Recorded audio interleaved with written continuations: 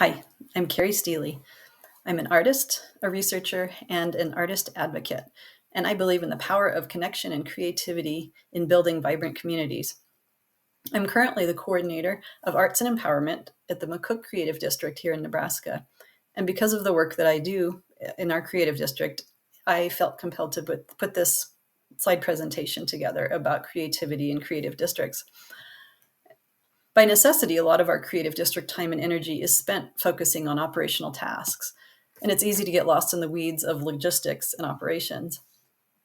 And this presentation brings the conversation back around to creativity. I often find myself in conversations with people who are trying to understand why we have a creative district. And today we're going to explore the value of the arts, creativity, and the value that creators bring, and how supporting them benefits our communities. I mean, after all, we can't be a creative district without creativity. So let's start there. Creativity serves as a catalyst for growth, innovation, and cultural vibrancy. It encourages collaboration and the exploration of ideals while celebrating our unique cultural identities. Creativity can foster connections between local artists, national artists, businesses, and residents to create unique projects and initiatives. Creativity can transform public spaces through creative placemaking, showcasing local talent, and enhancing the community's aesthetic appeal. This creates a sense of warmth and welcoming. Creativity can engage community members in hands-on projects, strengthening social bonds and nurturing local pride. And creativity can attract visitors and potential new residents by highlighting distinctive cultural offerings and quality of life in our communities. Social impact. The arts promote empathy, spark dialogue on important issues, and create a sense of belonging. Research shows that arts participation improves mental well-being, fosters creativity, and encourages social cohesion. Here are a few statistics that are always good talking points when you are explaining to people why the arts are important in our communities. 71% of people who engage in the arts through community-based organizations report feeling connected to their neighbors. And this was in a study by the National Endowment for the Arts.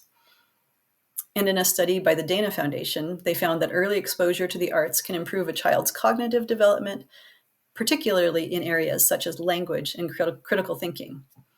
And a study by the Arts Action Fund found that over $3 billion were generated by the arts and culture sector in Nebraska, in our state, in Nebraska, in 2021. The sector supported 30,000 jobs. Now we're going to shift gears a little bit and talk about something that I think is important that is not necessarily brought up a lot in discussions about the arts, but I feel like as time goes by, it's becoming more and more important to address this. And that is the arts in the age of AI and how it affects artists and creators and us as human beings. Sometimes it seems like the internet poses an existential threat to humans in public and in our homes. I mean, we're all disconnected from each other and addicted to our screens. I mean, how often do you go out in public and you see people, even when they're with their families or friends, they've got their phones in front of their faces, or when we're sitting at home at the dinner table or coming together after work, we're on our phones. We're not necessarily really engaging with each other. And I feel like because of that, we're losing the ability to relate with each other and to communicate with each other and to connect with each other. And this particularly with kids, I'm really concerned about that. And basically, it seems like we've lost the opportunity to use our hands and our minds and our hearts in our everyday lives. And I think that the arts bring the human touch to communities and keep the human in humanities. In fact, I know they do. Artists and creatives play an essential role in fostering community resilience in the face of technological change. Their contributions help maintain community identity, cohesion, and mental well-being during times of uncertainty. And let's not mince words, we are certainly in times of uncertainty. And by nurturing human creativity, we ensure balanced and resilient communities. Artists bring unique perspectives, emotions, and experiences that technology can't.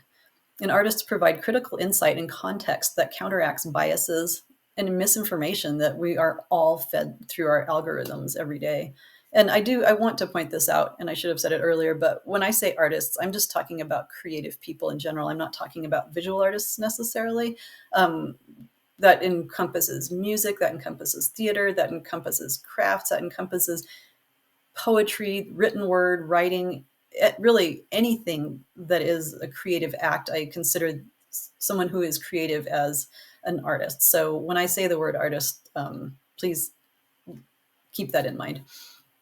Yeah, so, and I've spent a lot of time thinking about this, and I actually, a few years ago, I travel a lot, and I spent time having conversations with creatives and artists and creators and people working in the industry, in the creative industry, and having conversations about AI and how they feel like it affects them and how their fears about it and even their hopes about it, because it's also a really useful tool.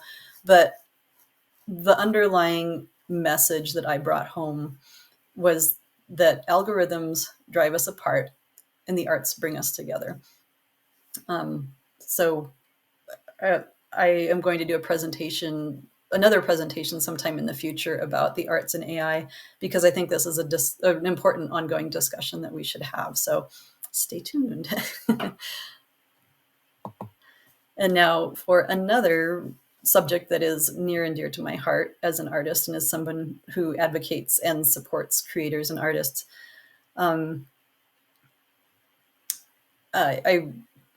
Creative districts provide vital opportunities for creatives. We foster connections between local artists and businesses and residents to create unique projects and initiatives. And we showcase the talents of local creatives, especially in rural communities who often don't have an outlet. And speaking of artists in rural communities, I realize that a lot of people that are going to be watching this presentation are not in rural communities, but a lot of us are. McCook is rural. I live in an even smaller rural area outside of McCook.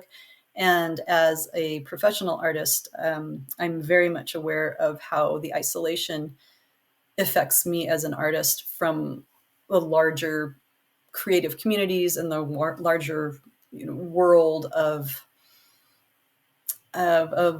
creative culture, basically.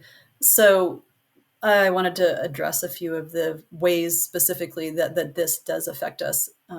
So rural artists and creative initiatives in particularly face several challenges. One being limited resources and funding. Rural areas may struggle to secure funding for creative projects due to limited access to grants, sponsorships, and donors. Another way is that we have smaller audiences. With fewer residents, it can be challenging to generate widespread interest and participation in the creative initiatives that we are able to create.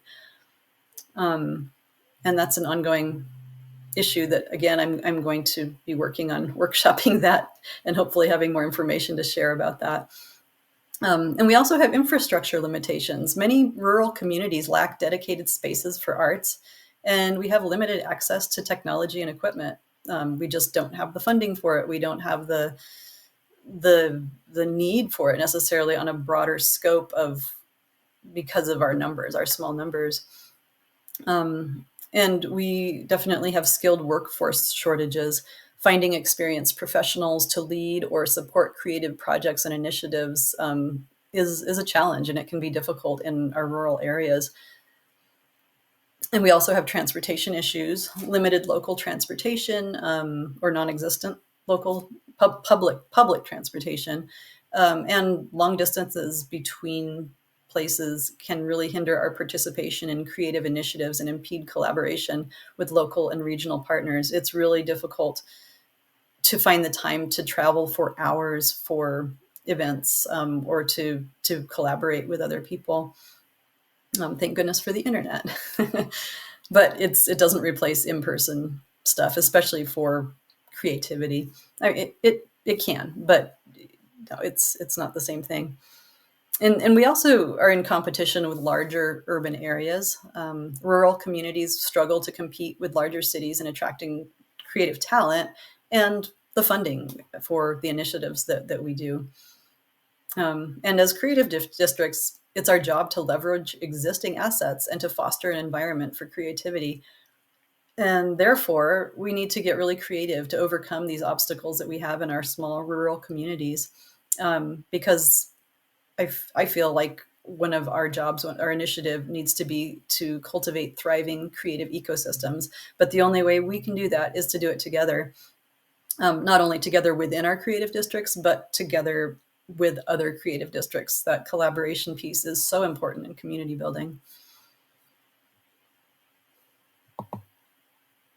And yet another thing that I think is really important that needs to be addressed, and those of you in the audience who are artists, I'm sure that this will resonate with you. But why should artists not be asked to work for free? Think about it. Often, artists and creatives are entrepreneurs, running their own businesses, and sometimes employing others. But all the time we hear things like, "Can you do that for free? Why should we pay you? You're having fun." And I can just get AI to do that. I'll just use AI. I don't need you to create that. The idea that artists should volunteer their time and skills for free is really common. And of course, community volunteerism is commendable and important. I think all of us here have spent a great deal of time volunteering, and we understand that. But it's also important to recognize the distinction between voluntary community work and the professional services that artists provide.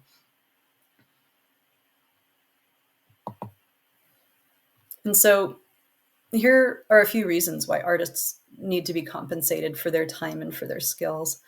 The arts are professions. Artists, again, this is creators, not just visual artists, but any creators, any people who work in the field of creativity. They are professionals who have honed their skills over years and often undergo formal education and training. They invest time, resources, and energy into their craft, just like any other profession. And to expect artists to work for free undermines their expertise and the value of their work. Fair compensation acknowledges this effort, recognizing that art, like any other profession, is deserving of pay. Sustainability of artists' livelihoods. Like everyone else, artists have bills to pay and families to support. Fair compensation allows artists to continue their practice, invest back into their communities rather than moving. And this,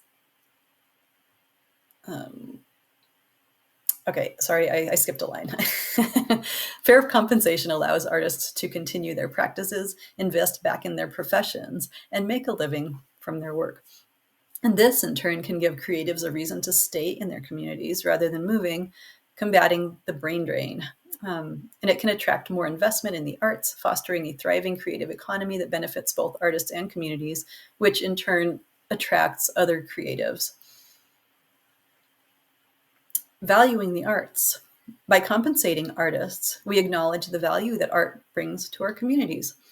The arts really play a vital role in enriching our understanding of the world and fostering empathy, understanding, and social cohesion. Like I mentioned earlier, there are studies, and there are many studies that prove this to be true. And that's, again, one of the reasons why we have creative districts. And fairly compensating artists is an investment in creativity, innovation, and community. And lastly, fairness and equity. Fairness and equity are important when engaging professionals, whether they're artists or from any other field. I mean, we wouldn't expect a doctor or a lawyer or a teacher to work for free. And artists should be given the same respect and consideration. And I do have to mention that myself, and I know many, many other artists, we also buy into this idea that we should be giving our work away. That's the way that we've been taught our entire lives, we have been taught not to really value the work that we bring. So I feel like it's really important to advocate for artists and to help them, not only to others, but for them, to help them to understand the value that they bring. And that's a really important piece of the work that I do. So by championing fair compensation for creatives, we support a sustainable creative economy that enriches communities and ensures a vibrant future for the arts. And in summary, as creative districts, creativity is our biggest asset. Through creativity, we provide social impact, keep humans at the forefront of arts and community, and help enrich creative economies. And that is pretty amazing.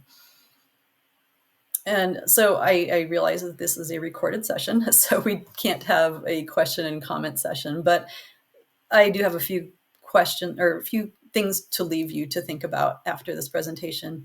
And one question is, how do you support creativity and creatives in your district? And think about artists' experiences in your district, what it's like for them through in their perspective, and think about what value you feel like they bring to the work that you're doing. And another question is, what have you done that's been successful? Because it's really, really important to not only acknowledge that, but to share that with others. We would love to hear about that. I would love to hear about that. I will mention how to get in touch with me here in a minute. And on the flip side of that, what hasn't worked? I mean, what have you tried, and what has not worked, and what can be improved? And I continue to have conversations with people throughout the state and throughout the country in my travels, and I would love to hear your thoughts and inputs about this. And if you have any other questions or comments, or if you are interested in having me come to your community and address any of the things that we've talked about in this presentation, I would be more than happy to have a conversation with you about that. You can find me at karrie.steely@gmail.com. That's karrie.steely@gmail.com. Or you can contact me through my website, which is ksteely.com. Thank you so much for your time today, and I hope that you got something out of this presentation.